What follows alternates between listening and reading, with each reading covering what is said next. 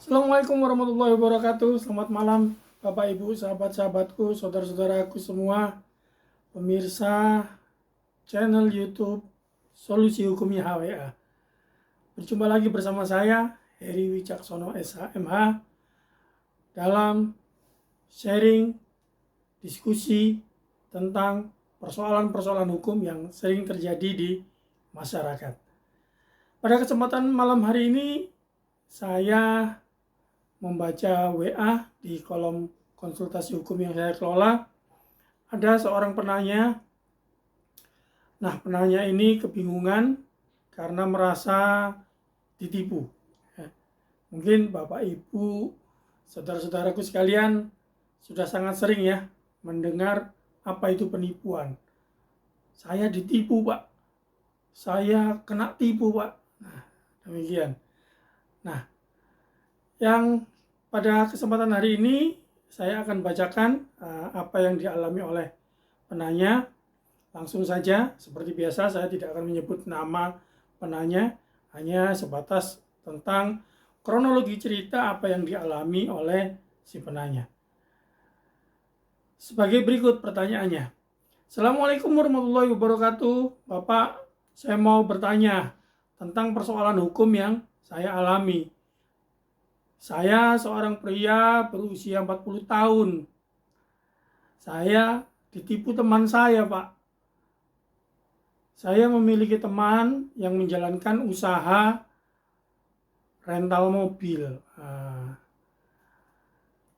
Pada suatu saat saya berniat menitipkan mobil saya di rental teman saya tersebut. Setelah membuat perjanjian bermaterai, akhirnya mobil saya ikut sertakan jadi kendaraan rental di tempat teman saya. Dengan jangka waktu 2 tahun perjanjiannya. Nah, di perjanjian semestinya saya menerima pendapatan bagi hasil senilai 4 juta rupiah per bulannya. Berjalan 7 bulan, apa yang semestinya saya dapatkan baru dibayarkan 3 bulan. Dan 4 bulan berjalan sampai saat ini saya belum menerima bagi hasil saya. Nah, saya sudah beberapa kali menegurnya dan rupanya saya tetap diberi janji-janji. Nah, sekarang yang saya mau tanyakan adalah langkah hukum apa, Pak, yang harus saya lakukan untuk meminta kembali mobil saya dan meminta hak yang semestinya itu untuk saya. Nah, seperti yang dialami penanya ini, sahabat, saudara-saudaraku sekalian, banyak sekali terjadi di masyarakat ya. Banyak sekali terjadi. Mungkin awalnya teman baik, saudara, atau rekan bisnis ya. Awalnya baik, namun akhirnya ketika bekerja sama dan salah satu merasa dirugikan, jadilah persoalan hukum. Nah, seperti yang ditanyakan oleh saudara penanya ini, saya ditipu teman saya, Pak. Nah, hal ini tentunya terlalu cepat menyimpulkan ya, saya ditipu. Nah, sebagai orang hukum ya, saya lebih senang atau tepatnya mengutamakan menganalisis dulu. Nah, yang perlu Bapak Ibu, saudara-saudaraku sekalian ketahui ya, antara ditipu dan janji yang diingkari itu tipis.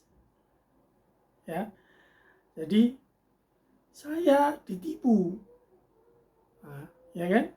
Dan di sisi lain janji yang harusnya diberikan kepada saya berupa bagi hasil tidak ditepati. Nah, ini tipis sekali ya.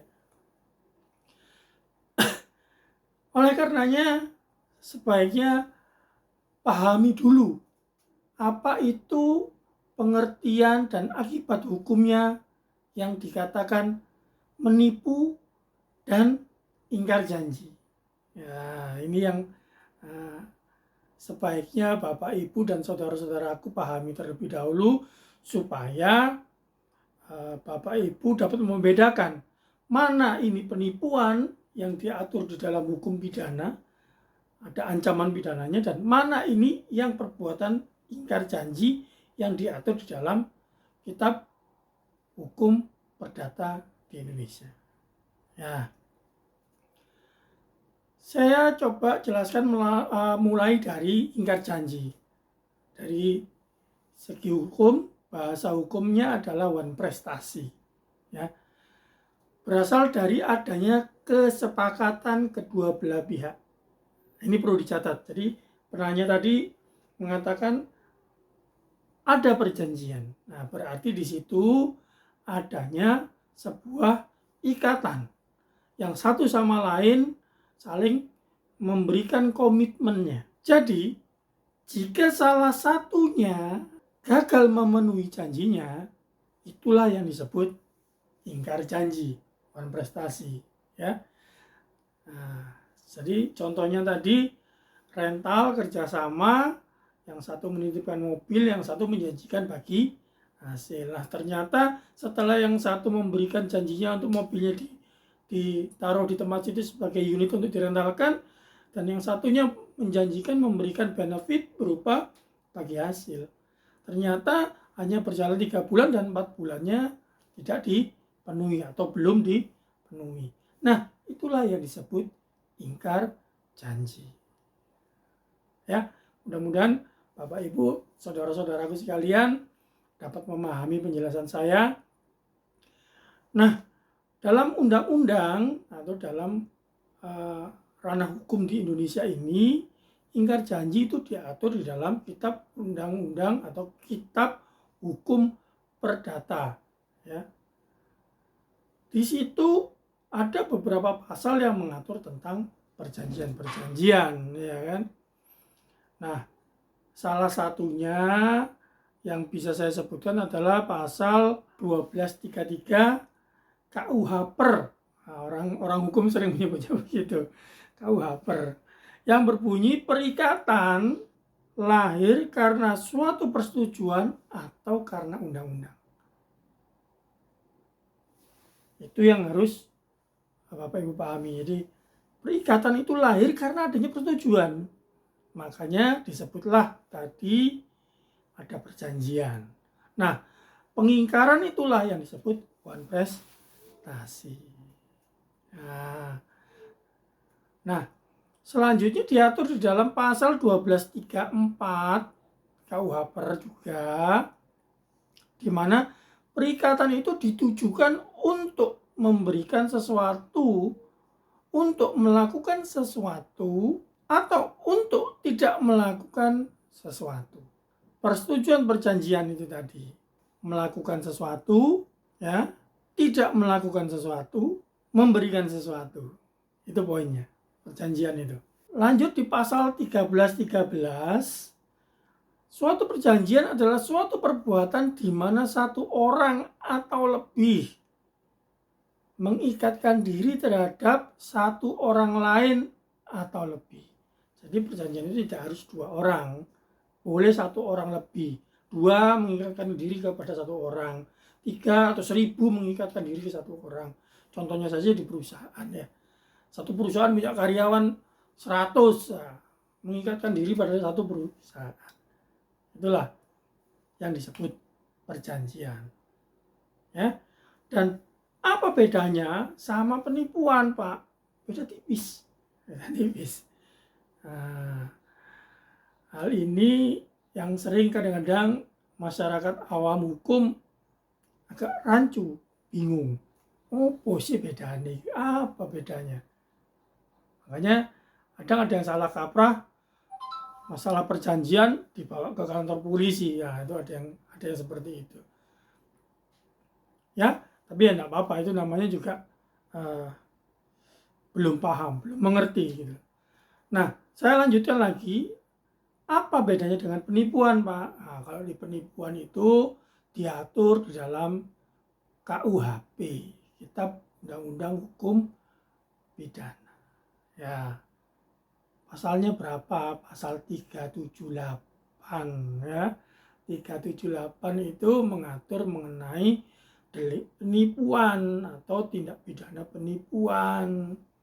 Nah, di pasal 378 itu ada dua hal ya utama yang menjadi unsur penting sebagai pemenuhan syarat apakah tindak pidana itu terpenuhi, yaitu unsur subjektif berupa kesengajaan pelaku.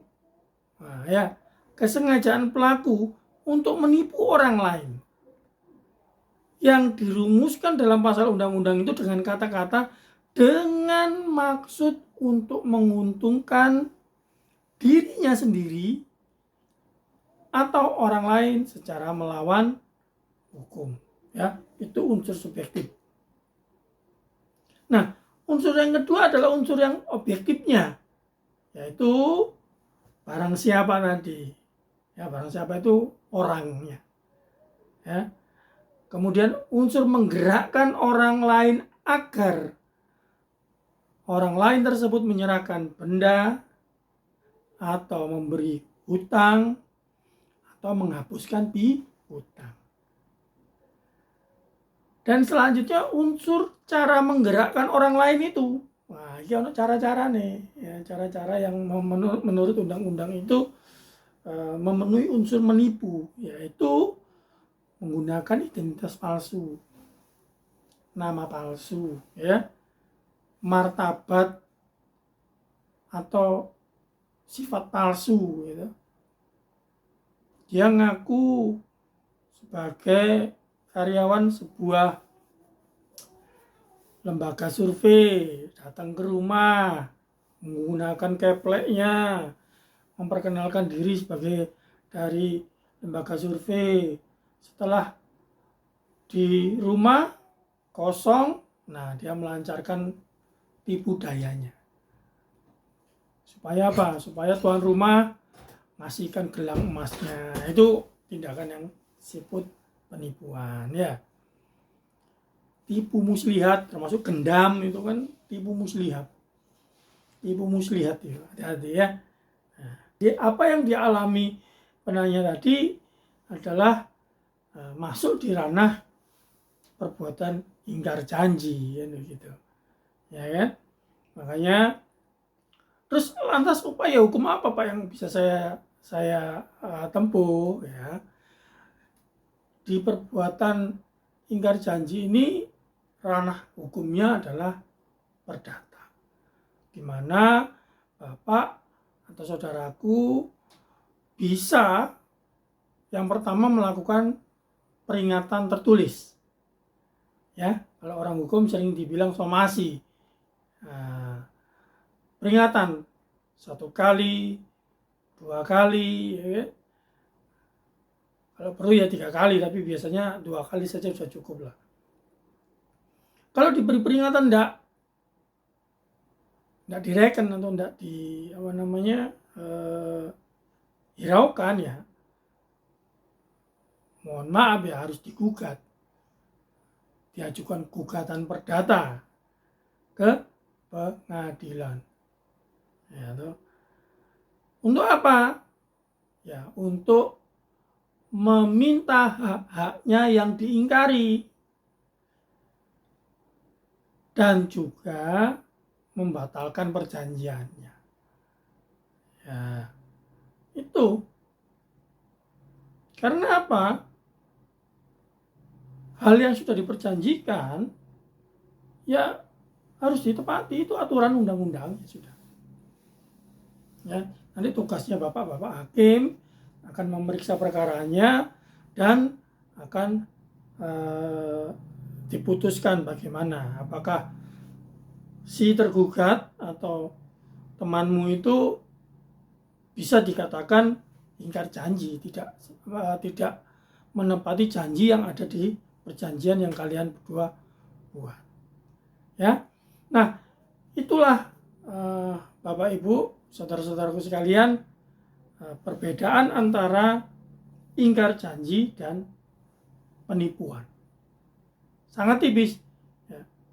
Jadi kalau ingkar janji penyelesaiannya di ranah perdata, kalau penipuan penyelesaiannya di ranah pidana. Nanti bapak-bapak dari kepolisian dan jaksa itulah yang akan menjadi petugas yang menegakkan hukumnya. Nah, jadi jangan keliru, jangan dicampur aduk. Perbuatan perjanjian hukum dilaporkan ke polisi. Gitu. Bapak kepolisian juga pasti akan menolak. Jadi nanti jangan terus marah-marah, saya ditipu Pak. Tapi begitu laporannya dibuat, kronologisnya diceritakan, dibuat berita acara pemeriksaan penyelidikan, ternyata ini perjanjian Pak.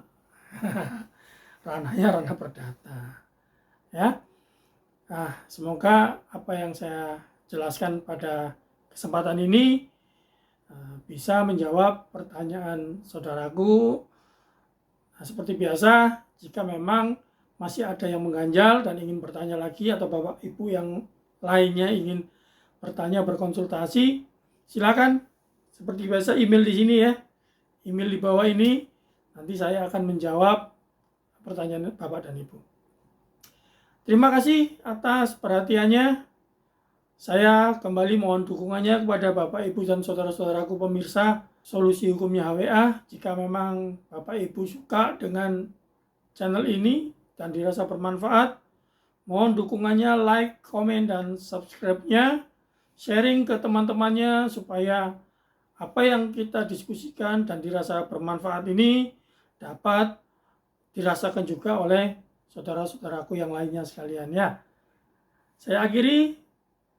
Selamat malam, selamat beristirahat.